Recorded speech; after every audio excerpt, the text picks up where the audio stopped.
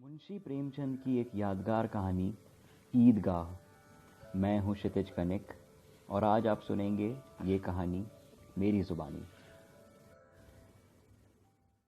रमज़ान के पूरे 30 रोज़ों के बाद ईद आई है। कितना मनोहर, कितना सुहाना सवेरा है। वृक्षों पर कुछ अजीब हरियाली है, खेतों में अजीब किस्म की रौनक है, आसमान पर कुछ अजीब लालिमा छाई है। आज का सूर्य देखो, कितना प्यारा, कितना शीतल है, मानो संसार को ईद की बधाई दे रहा है। गांव में कितनी हलचल है, ईदगाह जाने की तैयारी हो रही है। किसी के कुर्ते में बटन नहीं है, पड़ोसी के घर सुई तागा लेने को दौड़ा जा रहा है। किसी के जूते कड़े हो गए हैं, उनमें तेल डालने के लिए तेली के घर भागा जाता है। जल्दी जल्दी बैलों को सानी पानी दे दें, ईदगाह से लौटते लौटते दोपहर हो जाएगी। 3 कोस का पैदल रास्ता, फिर सैकड़ों आदमियों से मिलना, भेंट करना। दोपहर के पहले लौटना असंभव है। लड़के सबसे ज़्यादा प्रसन्न हैं। किसी ने 1 रोज़ा रखा है, वो भी दोपहर तक, किसी ने वो भी नहीं। लेकिन ईदगाह जाने की खुशी उनके हिस्से की चीज़ है। रोज़े बड़े बूढ़ों के लिए होंगे, उनके लिए तो ईद है। रोज़ ईद का नाम रटते थे, आज वो आ गई। अब जल्दी पड़ी है कि लोग ईदगाह क्यों नहीं चलते। इन्हें घर गृहस्थी की बातों से क्या लेना देना। सेवैयों के लिए दूध और शक्कर घर में है या नहीं, इनकी बला से। ये तो सेवैयां खाएंगे। अब भला वो क्या जाने कि अब्बाजान क्यों बदहवास चौधरी कायम अली के घर दौड़े जा रहे हैं। उन्हें क्या खबर कि चौधरी आज आंखें बदल ले तो सारी ईद मुहर्रम हो जाए। उनकी अपनी जेबों में तो कुबेर के धन भरे पड़े हैं। बार बार जेब से अपना खजाना निकालकर गिनते हैं और खुश होकर फिर रख लेते हैं। महमूद गिनता है, 1 2 4 10, उसके पास 12 पैसे हैं। मोहसिन के पास करीबन 1 2 3 8 9 15 पैसे हैं। इन्हीं अनगिनत पैसों में अनगिनत चीज़ें लाएंगे, जैसे खिलौने, मिठाइयाँ, बिगुल, गेंद और न जाने क्या क्या। और सबसे ज़्यादा प्रसन्न है हामिद, वो 4-5 साल का गरीब सूरत दुबला पतला लड़का, जिसका बाप पिछले साल हैजे की भेंट हो गया और माँ न जाने क्यों पीली होती होती एक दिन मर गई। किसी को पता न चला क्या बीमारी है। कहती भी तो कौन सुनने वाला था। दिल पर जो बीतती थी वो दिल ही में सहती थी, और जब ना सहा गया तो संसार से विदा हो गई। अब हामिद अपनी बूढ़ी दादी आमीना की गोद में सोता है और उसे उतनी ही प्रसन्नता होती है। उसके अब्बाजान रुपए कमाने गए हैं, बहुत सी थैलियां लेकर लौटेंगे। अम्मी जान अल्लाह मियाँ के घर में उसके लिए बड़ी अच्छी अच्छी चीज़ें लाने गई हैं, इसलिए हामिद प्रसन्न है। आशा तो बड़ी चीज़ है, और फिर बच्चों की आशा, उनकी कल्पना तो राई का पर्वत बना लेती है। हामिद के पाँव में जूते नहीं हैं, सिर पर एक पुरानी धुरानी टोपी जो अब मैली पड़ गई है। फिर भी वो प्रसन्न है। जब उसके अब्बा जान थैलियाँ और अम्मी जान अच्छे अच्छे पकवान लेकर आएंगे तो वो दिल के सारे अरमान निकालेगा। तब देखेगा कि महमूद, मोहसिन, नूरे और सम्मी कहाँ से इतने पैसे निकालते हैं। अभागिनी अमीना अपनी कोठरी में बैठकर रो रही है। आज ईद का दिन और उसके घर में दाना नहीं। आज अगर आबिद होता तो क्या इसी तरह ईद आती और चली जाती। इस अंधकार और निराशा में वो डूबी जा रही है। किसने बुलाया था इस निगोड़ी ईद को। इस घर में उसका क्या काम। लेकिन हामिद, उसे किसी के मरने जीने से क्या मतलब। उसके अंदर प्रकाश है, बाहर आशा। विपत्ति अपना सारा बल लेकर भी आए तो हामिद अपनी प्रसन्नता से उसको खत्म कर देगा। हामिद भीतर जाकर दादी से कहता है, अम्मा तुम डरना नहीं, मैं सबसे पहले जाऊंगा, बिल्कुल ना डरना। गांव से मेला चला और बच्चों के साथ हामिद भी जा रहा था।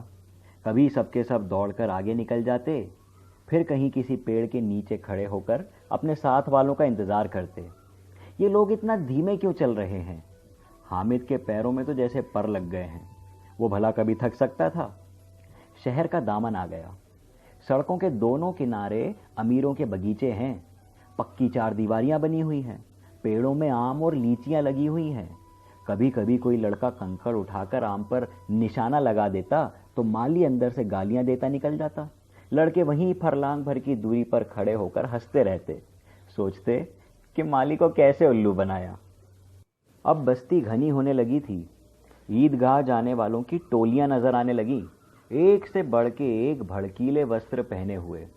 कोई इक्के टांगे पर सवार, कोई मोटर पर, सभी इत्र में बसे, सभी के दिलों में उमंग। ग्रामीणों का वो छोटा सा दल अपनी परेशानियों से बेखबर संतोष और धैर्य में मगन चला जा रहा था। बच्चों के लिए तो नगर की सभी चीजें अनोखी थीं। जिस चीज की ओर ताकते कि ताकते ही रह जाते, और पीछे से कई बार हॉर्न की आवाजें सुनने पर भी न चेतते। हामिद तो मोटर के नीचे आते आते बचा। अचानक ईदगाह नजर आया। ऊपर इमली के घने वृक्षों की छाया है, नीचे पक्का फर्श है जिस पर जाजिम बिछा हुआ है, और रोजेदारों की पंक्तियां एक के पीछे एक न जाने कहां तक चली गई हैं, पक्का जगत के नीचे तक, जहां जाजिम भी नहीं है। नए आने वाले आकर पीछे की कतार में खड़े हो जाते हैं। आगे जगह नहीं है। यहाँ कोई धन और पद नहीं देखता। अल्लाह की निगाह में सब बराबर हैं। इन ग्रामीणों ने वजू किया और पिछली पंक्ति में खड़े हो गए। कितना सुंदर संचालन है, कितनी सुंदर व्यवस्था। लाखों सिर एक साथ सजदे में झुक जाते हैं, फिर सबके सब एक साथ खड़े हो जाते हैं, एक साथ झुकते हैं और एक साथ घुटनों के बल बैठ जाते हैं। कई बार यही क्रिया होती है, जैसे बिजली की लाखों बत्तियां एक साथ जलें और एक साथ बुझ जाएं, और यही क्रम चलता रहे। कितना प्यारा दृश्य है। नमाज खत्म हो गई। लोग आपस में गले मिल रहे हैं। अब तो मिठाई और खिलौनों की दुकान पर धावा होता है। ग्रामीणों का वो दल इस विषय में बालकों से कम उत्साही नहीं है। ये देखो, हिंडोला है, 1 पैसा देकर बैठ जाओ। कभी आसमान में ऊपर जाता है, कभी जमीन पर गिरता मालूम होता है। चरखी है, लकड़ी के हाथी, घोड़े, ऊंट छड़ों से लटके हुए हैं। 1 पैसा देकर बैठ जाओ और 25 चक्कर का मजा लो। महमूद और मोहसिन, नूरे और सम्मी इन घोड़ों और ऊंटों पर बैठे हैं। हामिद दूर खड़ा है। 3 ही पैसे हैं उसके पास। अपने हिस्से का 1/3 वो जरा से चक्कर खाने में बर्बाद नहीं कर सकता। खिलौनों के बाद मिठाइयाँ आती हैं। किसी ने रेवड़ियाँ ली हैं, किसी ने गुलाब जामुन, किसी ने सोहन हलवा। मज़े से खा रहे हैं। हामिद बिरादरी से दूर खड़ा है। अभागे के पास 3 ही पैसे हैं। अगर होते तो क्या नहीं खाता। ललचाई निगाहों से सबकी तरफ देखता है। मिठाइयों के बाद कुछ दुकानें लोहे की चीज़ों की हैं, कुछ गिलगिट और कुछ नकली गहनों की। लड़कों के लिए यहाँ कोई आकर्षण न था, वो सब आगे बढ़ जाते हैं। हामिद लोहे की एक दुकान पर रुकता है। यहाँ कई चिमटे रखे हुए थे। उसे ख्याल आता है, दादी के पास चिमटा नहीं है। तवे से रोटियां उतारती हैं तो हाथ जल जाते हैं। अगर वो चिमटा ले जाकर दादी को दे दे तो वो कितना खुश होगी। फिर उसकी उंगलियां भी नहीं जलेंगी। घर में एक काम की चीज हो जाएगी। खिलौनों का क्या फायदा, व्यर्थ में पैसे खराब होते हैं। उसने दुकानदार से पूछा, ये चिमटा कितने का है? दुकानदार ने उसकी ओर देखा और उसे अकेला बच्चा समझकर कहा, ये तुम्हारे काम का नहीं है जी। बिकाऊ है कि नहीं? बिकाऊ क्यों नहीं है? नहीं तो यहाँ क्यों लादे रखता? तो बताओ, क्या पैसे का है? 6 पैसे लगेंगे। 6 पैसे? हामिद का दिल बैठ गया। ठीक ठीक बताओ। ठीक ठीक 5 पैसे लग जाएंगे। लेना हो तो लो, नहीं तो चलते बनो। हामिद ने कलेजा मजबूत करके कहा, 3 पैसे लोगे? ये कहता हुआ वो आगे बढ़ गया कि दुकानदार कहीं उसे खरी खोटी ना सुना दे। लेकिन दुकानदार ने ऐसा न किया। उसे बुलाया और चिमटा दे दिया। हामिद ने उसे इस तरह कंधे पर रखा मानो बंदूक हो, और शान से अकड़ता हुआ साथियों के पास आया। 11 बजे सारे गांव में हलचल मच गई। मेले वाले आ गए। मोहसिन की छोटी बहन दौड़कर आई और उसके हाथ से पानी की बोतल छीनकर जो उछली कि बोतल जमीन पर गिर गई। इस पर भाई बहन की मारपीट शुरू हो गई। दोनों खूब रोए। उनकी अम्मी शोरगुल सुनकर बिगड़ी और दोनों को ऊपर से दो दो चांटे और रसीद किए। अब मियाँ हामिद का हाल सुनिए। अमीना उनकी आवाज़ सुनकर दौड़ी और उसे गोद में उठाकर प्यार करने लगी। अचानक उसके हाथ में चिमटा देखकर चौंकी। ये चिमटा कहाँ से ले आया रे? मैंने मोल लिया है। क्या पैसे में? 3 पैसे दिए। अमीना ने छाती पीट ली। ये कैसा बेसमझ लड़का है कि दोपहर हुई ना कुछ खाया ना पिया और लाया क्या? ये चिमटा। सारे मेले में तुझे और कोई चीज न मिली जो ये लोहे का चिमटा उठा लाया? हामिद ने अपराधी भाव में कहा, तुम्हारी उंगलियां तवे पर जल जाती थी, इसीलिए मैंने लिया।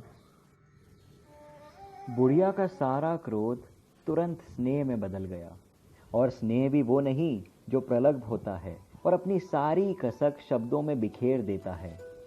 ये मूक स्नेह था, खूब ठोस, रस और स्वाद से भरा हुआ।